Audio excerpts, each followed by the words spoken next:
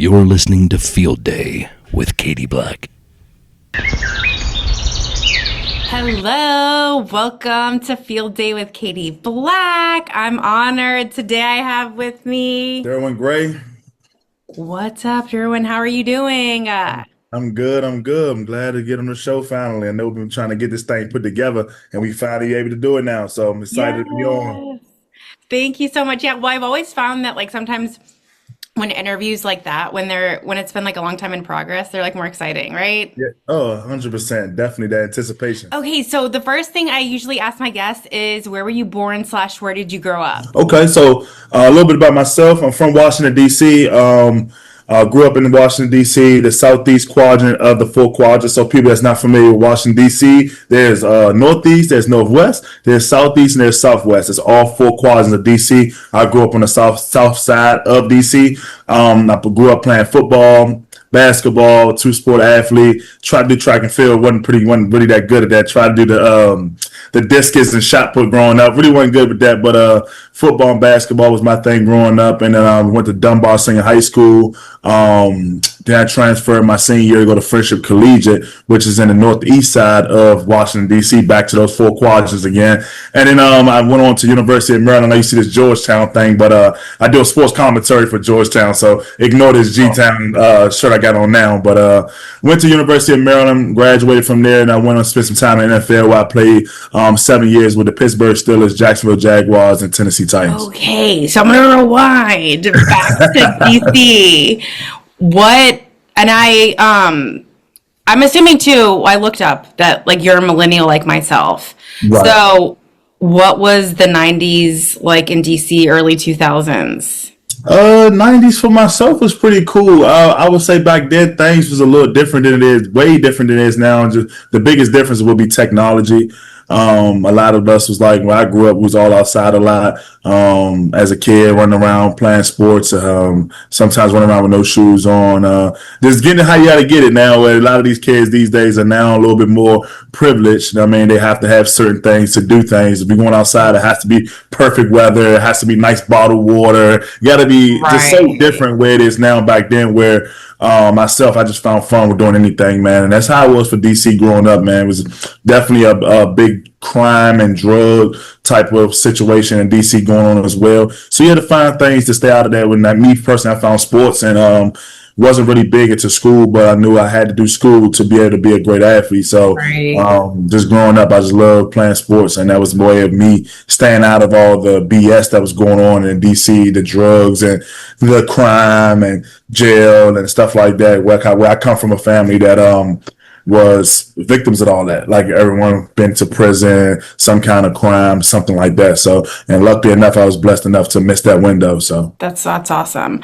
So I always say real quick, but it's never real quick. So do you have a father that has the same namesake as you? I know that's a good question. Derwin Gray, the pastor in Texas, we have no relations. Okay. He's the guy that. I didn't think so, but I was like, maybe. Yeah, it's just a crazy coincidence that he played football, went to the draft, and all that good stuff, played for the Colts. So I did my research on him because I know when I got drafted, he reached out to me on Twitter, and he was like, hey, man, cool name. Fun fact that I was drafted by the Indianapolis Colts, and whatever year it was, I forgot. And he said, now I'm a pastor here in Texas. If you ever need anything, hit me up, Derwin Gray. And I was looking at the text, I was like, this is kind of crazy saying his name is Derwin Gray, and my name is Derwin Gray. So it was a cool connection, and still a good guy now, good connection that we both had the same name, and then I'm able to reach out to him if I had any questions. That's awesome. Well, okay, my last question before we get into football and all the semantics, but so are you a Taurus? Yes, I'm a Taurus. I was born May 10th. Any 2 cents on signs or being a Taurus or anything? That's a good question, Katie, because I'm not really big into the horoscopes. I'm not really big. I feel like, how can I put this? So Taurus is supposed to be very stubborn, very loving, and has a wall up until you break the wall, and they love you forever. And I feel like that's kind of me, but kind of not. But I feel like that's with everybody. Katie just not gonna give her heart to every single person that comes to her. You have to prove a little bit to her that you are worthy of getting her love. So that could be kind of stubborn, I guess, a little bit. But I feel like that those traits go into everybody. So I don't really think that all the traits really points directly to Taurus. I think Fair. that's just human nature. So, am I stubborn? Yes. I mean, Katie, I believe you're stubborn at some point too. Like, you know what I mean? But Yeah. that don't mean, are you a Taurus? Well, it's so funny. Like, so it's like my rising or whatever. Like, it's in my Okay. chart. Okay. It's not my sign, but so I mean, obviously I'm into it, but not that into it where I get the moon and the rising confused. But it's Yeah, in I my understand. chart. It's Yeah, in I my understand. chart. But to answer your question, like, yes, I'm stubborn, and yes, I have lots of walls up. I guess you're a Taurus too. So I guess it's part of it, man. It's just like it's crazy how, like I said, people look at horoscopes and they really sometimes people really judge people on, I know. oh, I mean, you're a it's Taurus. Oh, I dealt with Tauruses before. I can't be with you type of people around me. Like, and it's just like, I don't think everyone's the same. I think right. it has something to do with household, core values of life, and all those things that people live on to build the personality and Right. person that they are today. I think maybe Taurus is sometimes, or the horoscope sometimes happen to land on certain people where they just lined up in Yeah. those boxes and say, whoop, that's a Taurus, that's a Taurus, that's a Taurus. However, not every single Taurus lives by those Fair. check boxes to make it a Taurus. Why do we say real quick that it's just like life is just like a recipe, like a baking recipe, or it's Right, like maybe the sign is like the salt, and then you have like the flour, which is the home, and all the things, right. all the things. But how did you? I know you said you like pretty much played everything, but how specifically? When did you know you were good at football? Good question. When I knew I was good at football, probably was my 11th grade year in high school. That would be 2011. I think it was my 11th grade year of high school, 2011, 2010, or 2011.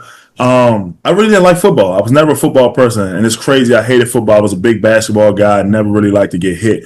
Like the fact of getting hit was just traumatizing me. Like who wants to run around and just let Katie beat up on him all day? Like I was like, I'd rather shoot jumpers, shoot threes, and not get touched. And if you touch me, that's a penalty. Like you can't touch me, or it's a flag, or anything, a foul, whatever the case may be. Where in football, you can get hit all types of ways, and it's not really nothing. That's part of the game. So it's like Right. once my body started getting used to and really getting calloused up and things like that to it. When I say calloused up, getting repetition to keep getting hit, and to the point my body just got used to just getting hit.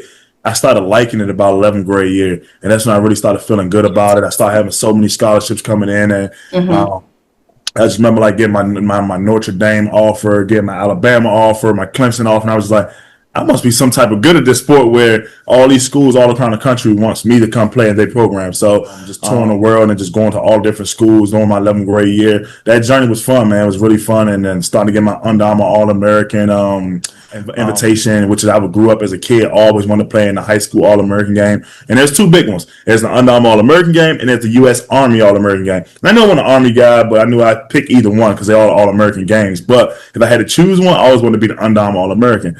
Luckily enough, UA said, "Hey, we want you to come play in this game in Orlando." Orlando, Florida. Yep, it's Orlando, Florida, where the game was actually in Tampa, Florida, at the old St. Petersburg in the old Tropicana Dome before. Okay. So that's where the game was played at. But we practiced in the ESPN World Sports Complex in Orlando by Disney World. So that was a great opportunity, fun. So that's kind of like where I really started really picking up the niche and really feeling like I was good at football as my 11th grade year. And from there on, I just took on with it. And I had to drop basketball. I was sad about it, but I had to really focus on one because I wasn't blessed to be Travis Hunter and be a 2-sport or 3-sport athlete like Travis Hunter is. So But you still were like, I mean, you still, it sounds like you still are regardless. You know what I mean? yeah, yeah. And that's what this show's been interesting to me because I'm a big like pop culture nut, but ironically, like I'm not like an encyclopedia of sports. I'm more just like people learning about people. But I found that, I always just assume like someone just played baseball or someone just played basketball or just played football. And that is just really not the case. So Right. it's cool for me to like learn that, Yeah, definitely. And that's kind of what I do on my podcast. Like I'm always just diving into people that's a little different from me. Like I was into the country music phase, like where when Really? I played for the Tennessee Titans a couple years ago, I just fell into this country music thing, like, and I just started loving it. Like, and I was a big That's Laney Wilson awesome. fan, I was a big Jelly Roll fan, Morgan Wallen. Like, I mean, I'm head over heels for Morgan Wallen. Like when it comes to him, like I'm going to every show. I got my boots on. I got everything on. Like I'm Woo, sing it I every mean, he song. like, regardless of what anyone says about him, I mean, the music, the voice, it's very good. Yeah, It's very definitely. good. Yeah, he's a little crazy, but I mean, hey, he's normal. I mean, you can't. I look at people like that, man. He's just a normal person. Yes, people make mistakes, and I feel like he's made mistakes. I mean, he views language that a lot of people don't want to use, an N word. It's like, I forgive you, dog. Like, I ain't that big like on that type of stuff, man. Like, which I do respect myself as being a black person, but he made a Right. mistake. But I'm still a huge fan of him, and I don't. Awesome. Do I really think he meant anything by using the N word? No, I think it was No. just something just came out. You know what I mean? And I'm still a huge fan. Once again, I gotta keep saying it because I haven't met him yet, and hopefully I get to meet him at one of these shows that's coming up in October, where he's going to be in Miami, so at Hard Rock Stadium. So I'm planning that trip to go there to go finally meet Morgan. Very cool. So what state are you in right now?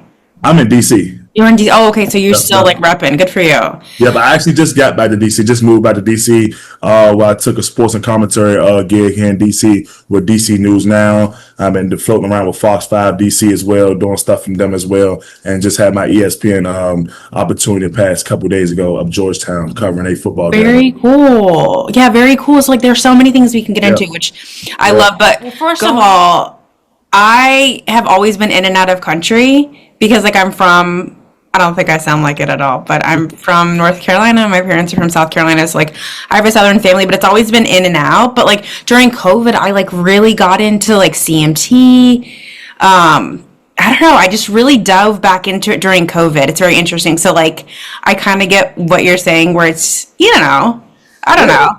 I like country music. CMT is right in Nashville, and I love the CMAs that come there every year. So I mean, it's huge. And one of my previous old teammates, Devin and Duck Hodges, is now engaged to Lainey Wilson. So that took me by storm, and he was my quarterback in Pittsburgh. He was like the third string quarterback coming from a small school, Sanford University in Alabama, and then I'm still blown away. It was like, bro, how did that happen?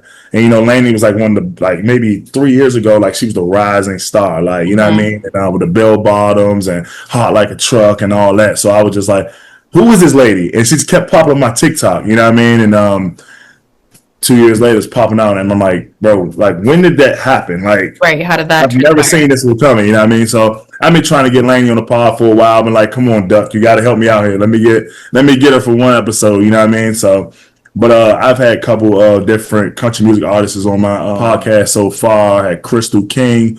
I had Wait, go you. Kirsty Krause on there as well. And that's the only two I had so far on my pod. But hey, that is awesome. That is awesome. You are so cool. Yeah, so diving back into your question about just getting to know other people, and I love getting to know other people that don't play sports. So that's why I love to do things with people that truck drivers, I don't know, you're a banker, I don't care. Let me get into those lifestyles because I know the lifestyle that we live on a football field, off the field, describing a lifestyle, going to clubs, parties, chains, jewelry, nice cars. Like I want to dive into the people that don't have the lifestyle that we live, and I want to understand what goes into songwriting for a country music artist. What is the process like creating an album? Why do you create an album versus an EP? Like stuff like that. So Damn, I love it. I love it. I know, like I don't want to, because I love music too. Because I could go off on music, but what is it like to be drafted first off, and like for people that aren't, don't know that life? Do you get the heads up that that's gonna happen, or? So it's funny. So my draft process is a little funny. So I had a couple surgeries in college leading up to it where I didn't have the best senior year that I supposed to have because I had to get knee surgery. So I had an ACL, a huge surgery that had to require me to get cartilage put in from somebody else's body. I think that's called cadavers, I think, right? When someone takes something out of the body and put it on. So I had to get cadavers, which is like 3 big chunks of cartilage put behind my knee. From somebody else. From somebody else. Okay. But not to dive into that because I don't want to get off topic too much, but like did you feel like different because you got someone else's stuff? Do you know what I mean? So during my playing time in the league, when that thing used to get a little stiff for him, I'm like, I don't know his name, but come on, bro, let's get working today. Like my eyes are watering. I'm like, come on, bro, like not today, man. I'm too sore. Like figure out a way to get this thing lubed up so I can get moving, man. But Every day might be laughing at myself. I'd be like, man, dude, like, what type of day we gonna have today, bro? Like, are we gonna be I good love today? it. Are we gonna be like stiff today? Let me know so I can go prepare myself. We're gonna be stiff. I go to the treatment room right now. If we're gonna be good, I'll leave it alone, not touch it. But overall, my draft process was good. So I had a couple of surgeries. So I had to go through a lot of different changes on the NFL Combine. People put me through MRIs, trying to get this knee, make sure I was good. That you won't buy anything that's broken. So I finally on get the draft day. I supposed went like day 2, which is a second and third round grade at one point, but some kind of way I fell later in the draft. And it was really probably a lot of people was giving me a red flag due to my knee surgery because a lot of people didn't know my knee surgery was going to hold up. They didn't know if it was really like as bad as it was or as good as it could be. Like so, during that process, I was just like waiting on them to get my call. Day 1 go past, which I knew I wasn't getting drafted. I wasn't worried about the first round. So the second and third round, like, it gets to the third round. So I'm sitting with my agent and my mom, and I'm just sitting there trying to figure out. I'm just like, dude, what's going on? So I'm getting frustrated. Like, bro, like I worked my whole life for this moment. Yeah. You know what I mean? And I see myself getting drafted because I see myself floating around different people's. No one really knows how it is, but you'll have Katie Black's prediction. You'll see my name on her prediction. Then you'll see, I don't know, some random Joe Smo. You'll see your name somewhere there. Katie might have you at 5. Joe Smo might have you at 10. So whoever down the street might have you at 11. But if you see yourself floating on all those boards, at some point you're supposed to get drafted because your name is floating through everyone's conversation. Mm-hmm. So that's what I was looking. I was like, wow, I gotta be coming soon around this way because I'm looking at the board. I'm on everyone's board. So to be drafted, and then like the third round went past, which is day 2, and I'm confused. I'm sitting there like, why didn't I get drafted? You know what I mean? And it hurts a lot, but because you lose out on money, and there's a lot of things that is also just your pride because you felt like you outworked a lot of those guys, or you had better film and tape than a lot of those guys that went before you. So you're quick to start to say, I'm better than that guy. But it's almost like when you're choosing a certain food, chicken or steak or fish, like all of them are good, but just because Katie picked fish that day don't mean steak and chicken is not good. Mm-hmm. So I had to remember that side for myself, that just because I didn't get selected don't mean I'm not good enough to play at that spot or get drafted the spot that they was. It's just that they had their flavor for the day. Their flavor was a Notre Dame guy. That's cool. You know what I mean? They didn't want a Maryland Terp that day. So fast forward day 3, come the 7th round, get here. I'm looking at the board. I'm now frustrated, getting close because the draft is almost done. I'm sitting here thinking, like, I cannot believe that this is about to be my life, that I worked my whole life up to this moment to know that I sat here 3 days watching this draft and I did not get drafted. Mm-hmm. So there's a couple guys in front of me named Isaiah Prince. He ended up going to the Miami Dolphins. And there was a couple other guys. I couldn't remember their names. I was thinking to myself, the end of the 6th round comes. I'm like, okay, cool. I got one more round left. End of 6th. I'm like, if these 2 guys go before the 6th round ends, I gotta be the only person left on the board, fast, because there was people behind me, but I knew I was the next available guy if these other 2 guys went before me. Mm-hmm. 7th round come, Isaiah Prince went like the last pick of the 6th round, and somebody else went like 3 picks before the end of the 6th round. So now it's started the 7th round. Now I'm the best available person on top of Mel Kiper's ESPN analyst board. So I'm sitting there looking like, it can happen any moment. Before you know it, ring. Pittsburgh Steelers, they got a 412 area code, and I got the call from Mike Tomlin. But before that happened, the trick to this thing that was real crazy for me, that was on day 2 when I was expected to get drafted, I get a butt dial from the Tennessee Titans. And I pick up the phone. I said, hello. It was a click. So everyone in my family is quiet because when you get that call, everyone's like, oh, it's that time. He's going to Tennessee, y'all. I see it. And when I pick up the phone, they hung up. So I'm texting it back. I'm blowing it up like, yo, what's up? Like, what's up? And they say, sorry, butt dial by mistake, but stay near your phone. We might call you soon. Good luck. So I'm sitting there like, wow, like who makes a mistake on draft day and call a kid like this that been waiting for this call? You make a mistake. Like, how's my number, the first number in your pocket, that your phone make that mistake and call me? Like, so that already had me feeling some type of way leading up to those last few rounds before I did get my name called. So finally, God blessed, I got drafted.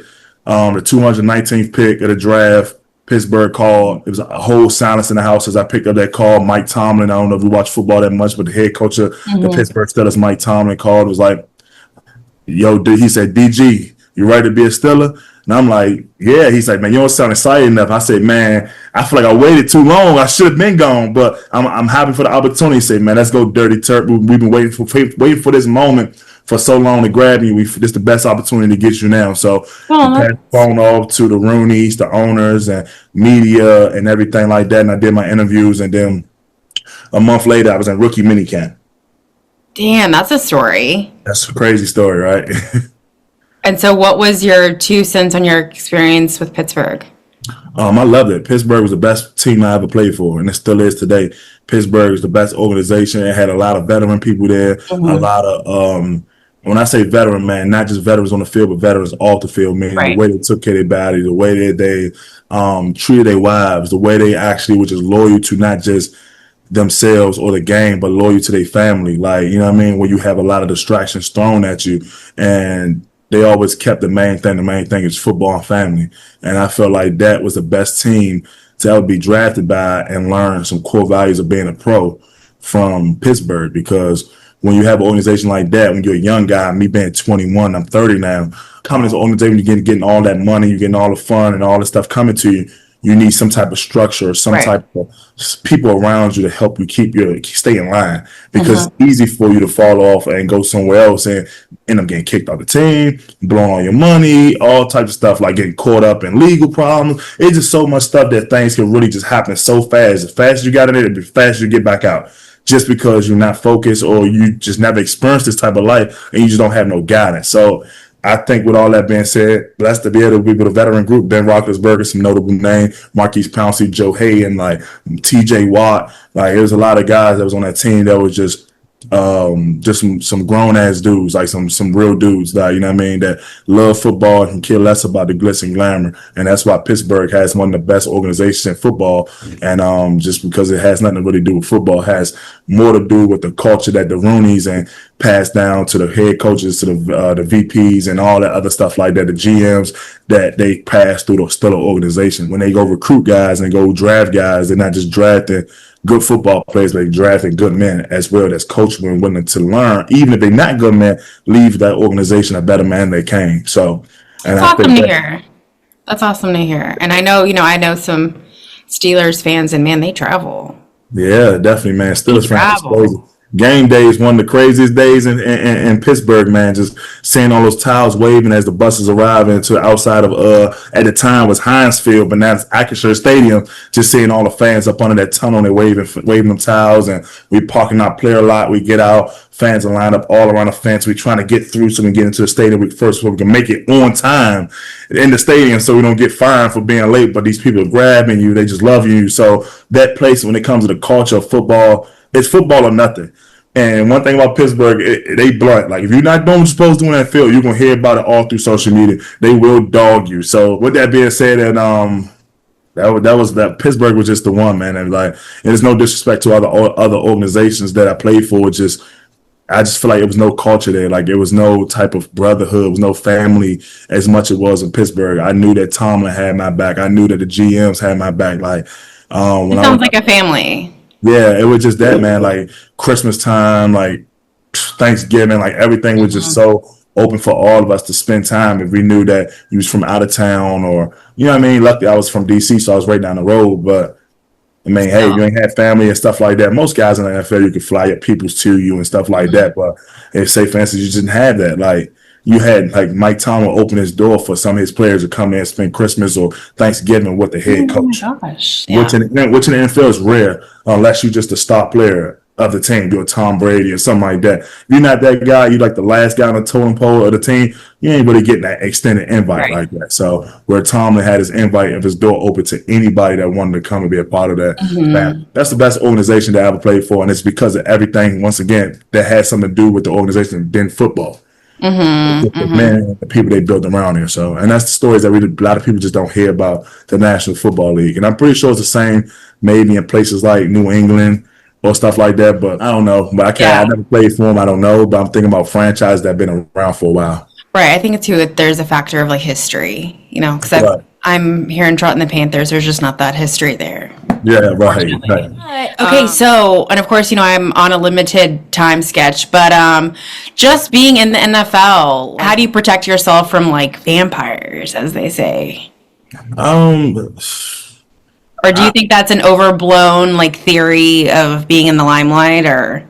I think how you protect yourself is just once again having good people around you that understand that like you gonna make mistakes, you gonna do a lot of crazy things. I know I've done a lot of stuff in the league. I've done a lot of things that I won't say I'm not proud of, but things that you have to experiment to be able to get it out your system. And whether it's dealing with women, whether it's just going out and blow money, like I remember the first time I got paid my rookie year. I think I went and spent $61,000 in the first month, 61,000 in 30 days, and I'm happy I did it. Like once again, like I know this might get I quick think there, but everything's about honesty. So, yeah, I'm happy I did appreciate it. it. I'm happy I did it, and that's always been my advice to any young guy to come in the league is, bro, that first check, blow it. If you was a draft pick, blow it. If you're not drafted, hold it tight, real tight. But if you was a draft pick, blow it. And the reason why I say blow is because most likely when you're a draft pick, you drastically got to do something wrong to not make that team. Usually all the draft picks are going to sign. Only way you're not going to sign is you always hurt, never on time, missing meetings, or something drastically that you're not doing. If you're just fundamentally on the field just not getting it, that's football stuff. They can work with you. They understand that you're 21 years old coming from college to the NFL. So as long as you're giving effort and things like that, they're going to work with you. Like if you're not having a good practice or good OTAs or good rookie mini camp or something, they don't cut you for that because they know you have to grow, you have to learn. Everybody's not going to pop out the gate and be the best player in the world at the age of 21. But with that being said, so your draft pick, blow it. Go blow a good amount of thousands. Because essentially, like, just to get it out of your system, is that what you're saying? Get it out your system so you won't make that mistake at the wrong time in life and feel like you forgot or you missed out on something when you at that point now where you could be gone at any moment. If that makes sense. I get it. I get it without getting it, you know? There's a feeling in your heart where you like, I could be gone today or tomorrow. You better hold on to that money. Yeah. So when your rookie year, go blow it because right now your leash is a little longer because you draft everybody high on you. Yes, you made a couple mistakes, but they're going to work with you. So guess what? You're going to play that. At least you're going to play that season to make that money back. You can make it back in a week and a half. You got me? That 50, 60 grand, you can make that back in a week. But when you're on a short leash, where you don't know that, you might spend that money and be cut the next day. Just because. And everybody could be cut. You never know. But once again, when you're a draft pick, as long as you're giving effort and doing things you're supposed to do in the league, you'll have opportunities to make that money back real fast. You know what I mean? And that's kind of for me, like my new guys that came in third round draft pick, bro, go blow that. Go buy that chain you want, please. Go get it out your system now. Because as you get older, you get to year 7 and year 8, things are a little cloudy now. So that money with the things you want to do now is over with, bro. You better hold on to that money. Like you better go invest that the money the right way because you just never know what can happen. So okay, no, I get it. That's my theory. I've got 7 minutes, so I'm going to try to squeeze in 2 questions. In a nutshell, what is the experience? I mean, obviously, it sounds like you're still hustling and doing so many things, but in a nutshell, what is it like when the NFL football that chapter closes? Oh, for me, man, it was bittersweet. Technically, I'm still is a current NFL free agent. I never put my retirement letters in, so technically, I'm still can go play ball. But I knew for me, man, when it got cloudy when I was with the Tennessee Titans a year ago. When they released me, and I just knew right then and there that I didn't get any workouts from any other team, so I knew it was time to start to pursue my other dream. And my dream was going sports commentary, was going TV, acting, all that type of stuff in media, TV, and television. So I started working that back in 2022 or 23, where I started doing internships with Fox and started doing internships with NFL boot camp, NFL network boot camps out in LA. So I've just been around doing a lot of different things. Started working with Vanderbilt when I was playing for the Titans in the off season, doing sports commentary with basketball, sideline reporting and things like that. So I just took advantage of all those opportunities when I felt that feeling like this could be my last snap to Devin Martin. Luckily, when I played for the Titans, I supposed to be in for 1 year, but I squeezed out 2 good years with them, which I was happy about. I was able to get another year, play well enough, and it gave me extra time to do more stuff for commentary down there. So for me, it's been a blast, man. I've been having so much fun networking, seeing so much outside of football that I didn't see while I was in the game, where everything is about the playbook and the ball. You know what I'm saying? So it's been great, man. It's been great. Awesome. It was doing exactly what I want to do. Sounds like you're a super positive person and quick on your feet, no pun intended, you know? Because I know that, like, regardless of the industry or your employer, I think when certain things end, some people are just like, oh my God. You know what I mean? You're shocked. And that's only just because certain people just don't have a plan and don't really know what they wanted to do. I knew when I went to college what I wanted to do. So for the sake of time, I'm just going to kind of keep it as that. But I just had a plan after. That's why I was been ready to move into this world whenever football ended. Once I got to a certain point, it was like, if I'm gone today or tomorrow, I know what I want to do. So I jumped right into it. Awesome. That's cool. Well, I really have 2 questions, but we'll see what happens. Okay, towards the end, have you ever seen a ghost? Have I ever seen a ghost? Yeah. Or something just really trippy. Yay, nay? No, I don't think I've ever seen a ghost before. I hope I don't. Like that's. I know that's cool. There's nothing wrong with that. Have you seen a ghost? I have, but I always tell this story only once, and it was weird because I blocked it out for a few years because it was so startling, and it wasn't until I started asking guests about like the unexplained did it like resurface from my memory. I think that's the weirdest part. Is that not wild? That's crazy. That's sick. That sounds like a ghost. I don't think I've seen that before, but what did it look like? Like, did it have a face to it? Like, I mean, yeah, no, it looked like, so real quick, I was in Charleston, South Carolina visiting, and it was broad daylight. You hear like, oh, ghost or at night or whatever.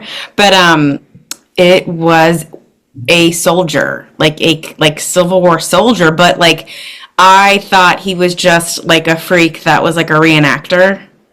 You know what I mean? Mm-hmm.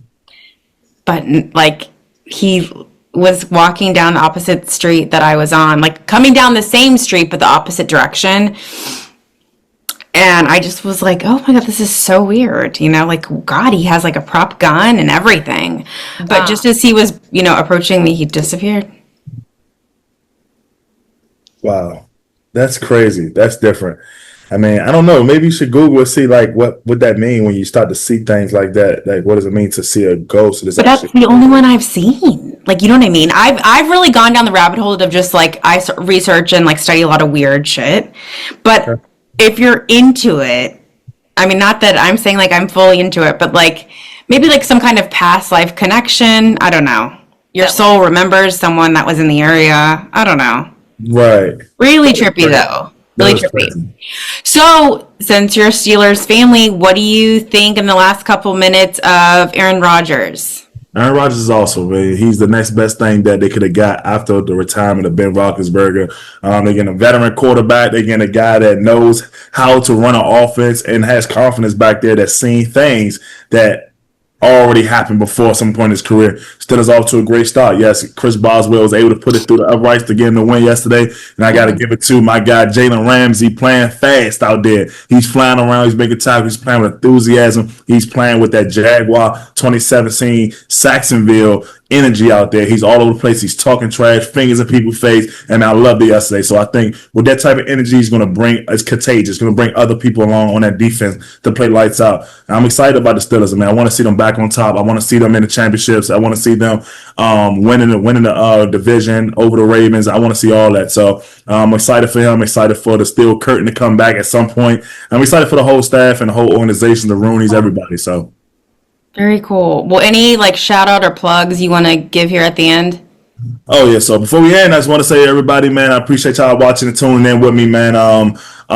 If you have a board, man, head over to Top Tier Topics Podcast. That's my podcast, man, on YouTube. You can find me on Spotify, Apple Podcasts. You can find me on Instagram at Team Gray. That's Team Gray with 2 Y's because someone took my 1 Y. So Team Gray with 2 Y's on Instagram. And my podcast page is called Top Tier Topics Pod, P-O-D, on the end of that. So, but my podcast on YouTube is called Top Tier Topics. So go to check it out on YouTube, man. I got over like 60 shows. All of them is live in person. So you get to see a lot of action from us. So go ahead and subscribe to that and comment. Let me know what y'all want to see. Very cool. Well, dude, that's it. What'd you think? I love the show. I love the flow. It's a vibe. I love it. Okay, good. Yeah, me too. You had a good time? Had a great time. You got to get more people on here, man. Definitely. Oh, I always say, and guys are like, okay. But if you know anybody that would be willing, yeah, open invitation to any any athletes. I'd really love it because I think everyone has a story or perspective or, what have you.